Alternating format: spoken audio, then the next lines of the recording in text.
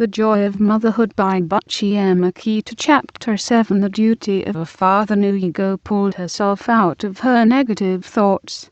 She must go and put her house in order, prepare the midday meal. 3 months after Nwakasa had rescued her from the Carter Bridge, she found it so much easier to dream of all that might have been than of what might still happen. Many a time she regretted being saved. If only that wretched beggar man had not stopped me, I would have been under the Lagos waters long before Nwakasa showed up. She had to face the fact that not only had she failed as a mother, she had failed in trying to kill herself, and had been unable even to do that successfully. One of the advantages of being far away from home, she knew, was that her husband's people could not register dissatisfaction with her by just getting him a girl next door as a surprise bride. Neither could they easily interfere to persuade him to make a decision about her, knowing as they did that Naif always dithered like an old man. Nuigo found herself comparing him with Amatokwu, that native abuser man, that African. She imagined Amatokwu being in this situation with her. He would have mourned aloud with her. He would have handed her to the female members of his father's compound, and those old women would have comforted her with stories of the babies they themselves had lost. They would have got her ready to share his mat again a few days after it had happened, and he would make her forget as soon as possible. Yes, Amatokwu measured up to the standard her culture had led her to expect of a man. How would he react if he were forced by circumstances to wash for a woman? A skinny, shriveled up one with unhealthy skin. He would surely refuse. That was the sort of man to respect, Nuigo thought. Yet why was she thinking of him more often these days? Was it because grass is always greener yonder? She wished she could get rid of the ache that hung so heavily in her chest. She wished she had someone to help her deaden it. She wished her father were here to talk it away. But... somebody was calling her. Was it her imagination, or was it real? Was she going completely mad now? Nuigo. The voice could not be that of her husband, who had only just left to go and begin his work, after his usual insensitive remark to her that life must go on, you know. Well, whoever it was would soon find her, Nuigo said to herself without getting up from where she was sitting, staring at her blank whitewashed wall. 3 months is a long time to mourn for a child who was only 4 weeks old, Naif had said that morning. What do you know about babies? She had asked him. If I had had him at home an abuser, I would never have come to this town. Ignoring the statement, Naif had said, Sometimes I think they deliberately brought me a mad woman. The things you say sometimes, does it make you happy to hurt other people? I did not kill your child. I gave you the child. He was mine too, remember? Yes. Yours too. What do you know about him? Naif had decided to discontinue the argument. He hurried as he pulled on his khaki shorts and dashed out to work. So he would not now have come back again? Why, she had not even got up from where she was sitting then. Now she could hear the voice clearly. It was a woman's voice, and if her childhood friend Ato had not gone home to see her people, she would have said that the voice was Ato's. But it could not be. Curious, she got up and peeped out of her door, only to see Ato laughing. The peals of laughter reverberated in Nuigo's brain as something out of place, out of the ordinary. How dare Ato look so happy, laugh with such naturalness, as though she did not know that Ngozi had died 3 months before. Ato came closer still, laughing and lifting her feet unnaturally high to clear the dewy grass. Oh, you people living with the white men. I never can make out which room or house belongs to which cook, or which washerman. So I had to call you from the street. Oh, my Kai, it's so nice to see you.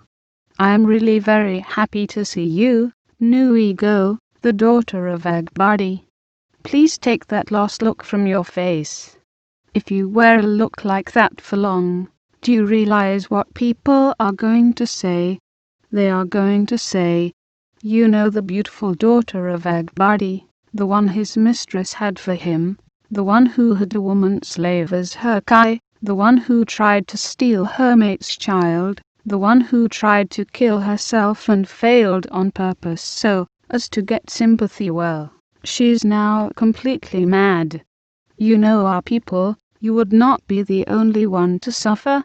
Your father would never live it down. All your many sisters would find no husbands, because it would be said that madness runs in the blood. Do you want all that to befall your people? Of course not, Nuigo said, smiling a little. Then take that mad look from your face, and let it go forever.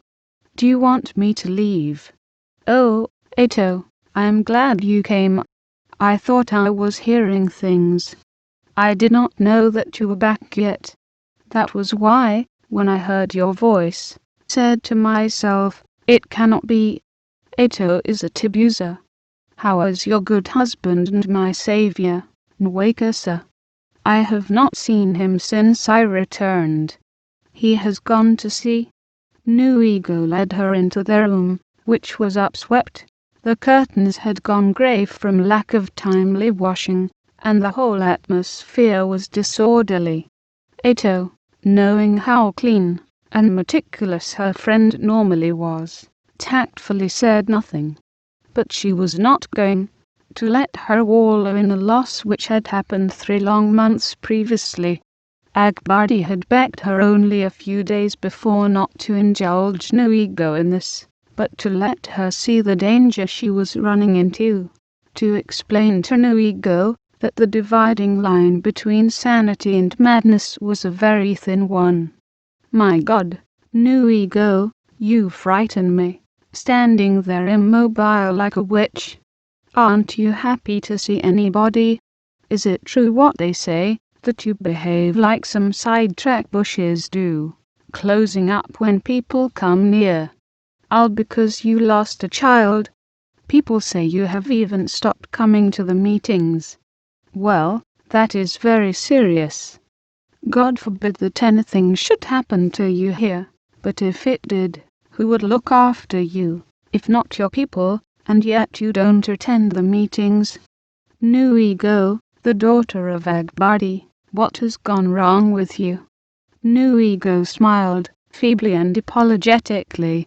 Ato, you must forgive me. Sometimes forget myself. I just stand for ages thinking and thinking. You know, it happens even in the market, and I worry that people may think I am mad. Even Naif calls me a mad woman sometimes. Ato laughed again, this time really startling Nuigo, who had not heard such laughter for a very long time. He can talk, that fat fufudo of a man. If he calls you mad, tell him to look in the mirror. Nuigo could not help laughing almost as loudly as her friend. No, he is a man, and you know men are never ugly. I know, Ato confirmed. She became serious again. Let him sleep with you. Please don't let your people down. She started to laugh again. Even if you don't find him a good lover, because of his round stomach, you may find him loving. Many men can make love and give babies easily but cannot love. I know, loving and caring are more difficult for our men. But Naif is very loving. You see, he copies the white people he works for. He is not bad in the other way too. I just did not know him before. No, I don't mean that. I didn't dream I would end up marrying a man like him. Neither did I dream of marrying a man who would stay away months at a time. You know something? They say men who work on the ships have mistresses wherever they land. Oh, New Ego exclaimed, covering her mouth. Your husband would never do a thing like that. Never. The women overseas, they have a different color from ours, pale like pigs. How can our men stand them? And what do these women see in our men? Well, I don't care really. They say their men are not very strong. That may be so. The one we have here smokes all the time, always coughing and looking ill. Still, they spoil their women. I don't think I like that either. New Ego stopped short, surprised at hearing herself talk and gossip like other women. It pleased her, and she told her friend Ato so. I know, I can see that. It makes me feel as if I've been useful, and not just saying wicked things about other people. Your father will be glad to know you are well again, and I shan't leave you until you laugh like this all the time. That would be another kind of madness. How is my father? I still haven't got over the fact that you are back from home so soon, and you coming to see me almost straight away. No, I didn't stay long. You know my mother was ill, but she is better now. The journey doesn't take long these days. Instead of going by boat via Port Harcourt, we went and returned by the Mammy lorry and bus. It only took 4 days. I came by the same route, New Ego added. The lorry went on, and I thought we would never get there. Oh, so you know what I'm talking about. She brought out a parcel well wrapped in plantain leaves, and gave it to New Ego. I think it is a chunk of bush meat which your father roasted for you himself. He said that at least we all know you are not barren, and that you should let him know as soon as you become pregnant again, so that you can come home and have sacrifices made for you, for the safety of your child. But how can you have a child when you don't sleep with your man? New Ego was eagerly untying the wrapped meat. She stopped in between her movements and asked, How do you know that Naif and I sleep apart? You forget that, like you, I was brought up in a large compound, and have seen neglected wives all my life. You have the same look in your eyes, seeking something yet not knowing what. Really? New Ego looked unconvinced. However, she was not going to argue, for the size of the rump of the bush pig that came into view was far bigger than one could have judged from the covering of the plantain leaves. Oh, my poor father! He gave me almost a whole pig, enough to make us many, many pots of soup. What of my mother's, his wives, and my sisters and brothers? I do miss them all. They are well. Your big mother said I should tell your husband to hurry up and do his work, because her arms are itching for a baby to rock. They both laughed, and Nuigo said, Oh, those people, is that all they think about? On his way to hang up some sheets, Naif passed quite near to their room, and he heard laughter. Now she must really have gone completely mad, he thought. He came nearer, and heard voices. No Ego actually talking and laughing. Incredible. Who could she be laughing with at this time? He went in, for he could not believe his ears, but his eyes lit up with relief at what he saw. Ah. I heard voices, so I came in. Do you want me out? Ato laughed, but New Ego was taken aback. She looked almost as if she was sorry for being so happy. Then she began enthusing Naif, as if they had just been married. Look at what our father at home has sent us. A big chunk of bush meat which he dried by the fire himself. Really? There was a ring of nostalgia in Naif's voice when he asked of the welfare of the people at home. At the end of the pleasantries, he said, You are not sending your friend and age-mate home to the island without feeding her, are you? Oh, Naif, I am not going to do that. We have been talking about so many things that we forgot food. But we shall soon go and cook. Don't forget to come home for your mid-afternoon meal. No, I will not forget. Ato, is your husband back? No, we are expecting his ship in a few days. She shrugged her shoulders. Though when they say a few days, it may be a few weeks. Nuigo detected a note of regret in Ato's voice, and said to herself, so I'm supposed to be lucky to have Naif here with me all the time. Go back to your work, Naif. Or do you want to listen to the wicked things we have been saying? No, I'd rather not, otherwise I might hear nasty things not meant for men's ears. When months later, Nuigo fell into that tired sleep often characteristic of early pregnancy, she dreamed she saw a baby boy, about 3 months old, who had been left by a stream. She had wondered to herself why this child should be so abandoned. He was half covered with mud, half with mucus from his nose and mouth. She shuddered when she came closer to pick him up. He was very dark with the type of jet blackness of her father, but chubby and extremely dirty.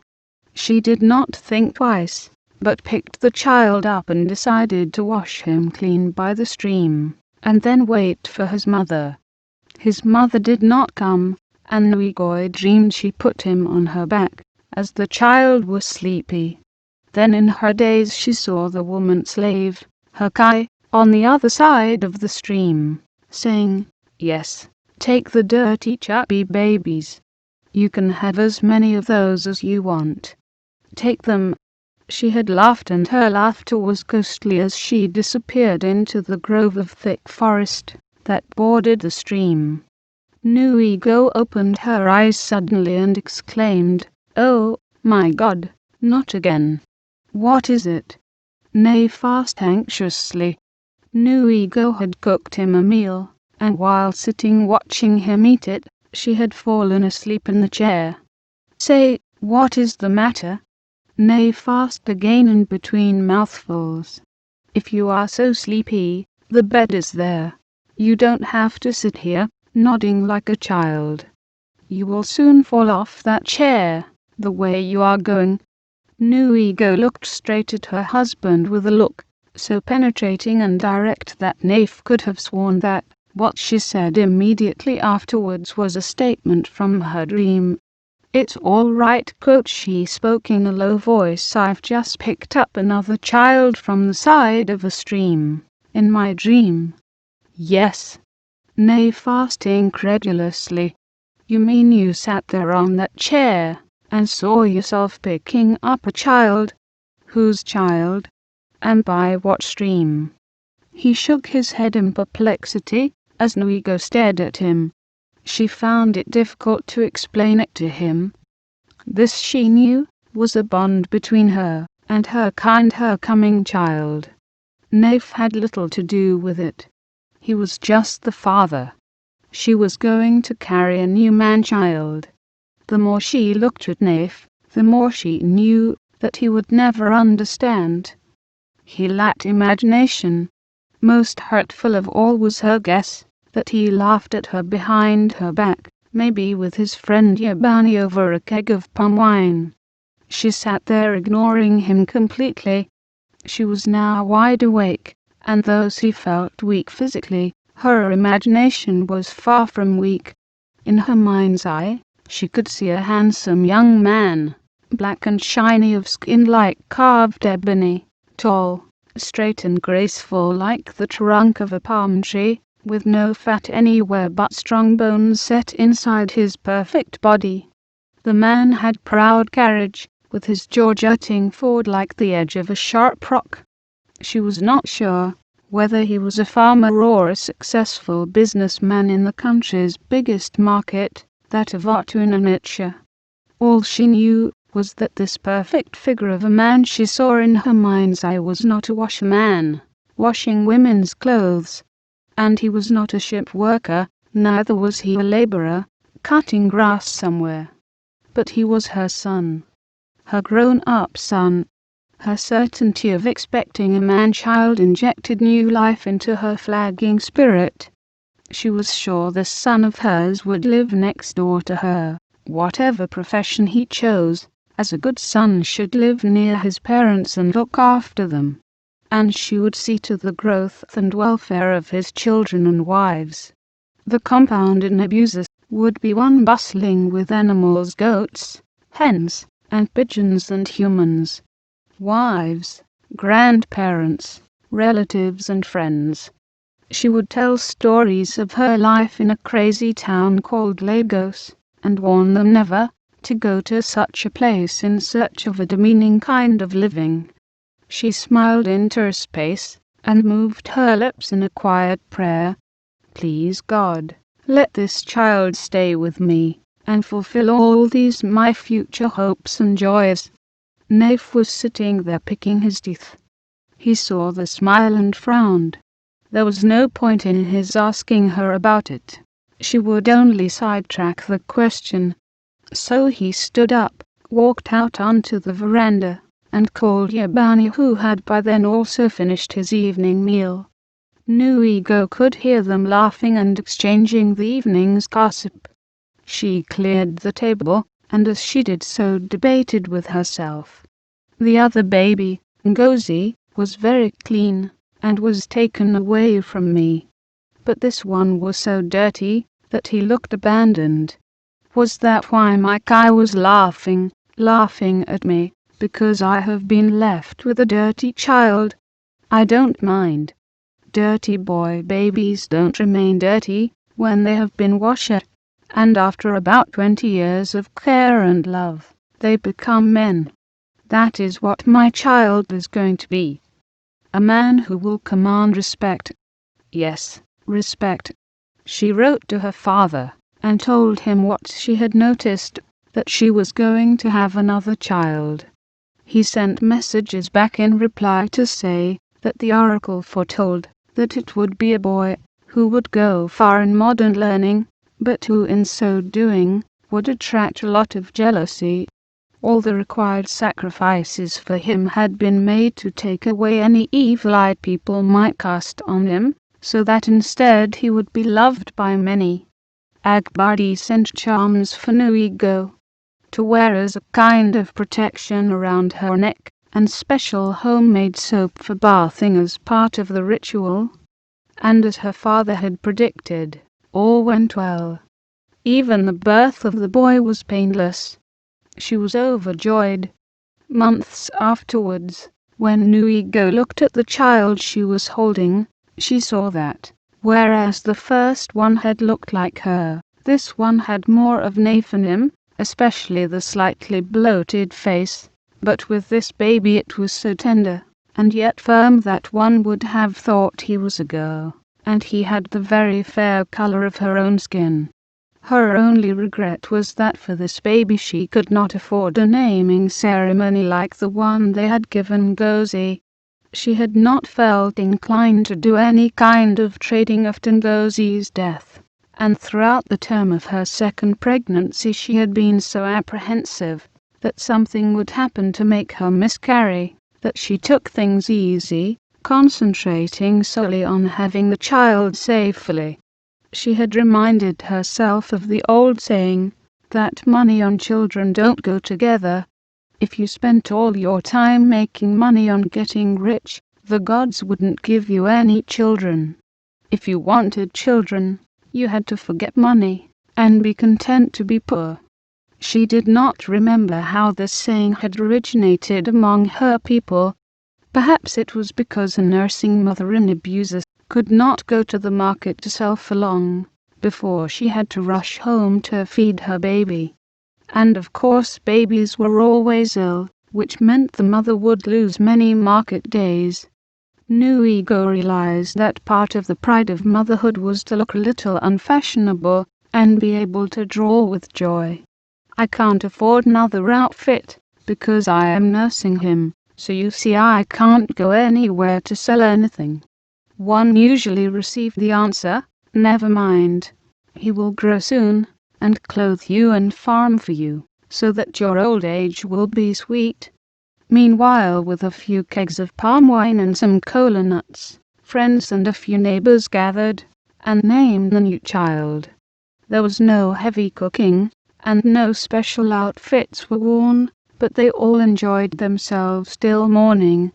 Naif, fully saturated with drink, announced to his friends that although their first baby was thrown into the bush, the term for a burying place, this one, he was sure, was going to live and be a man.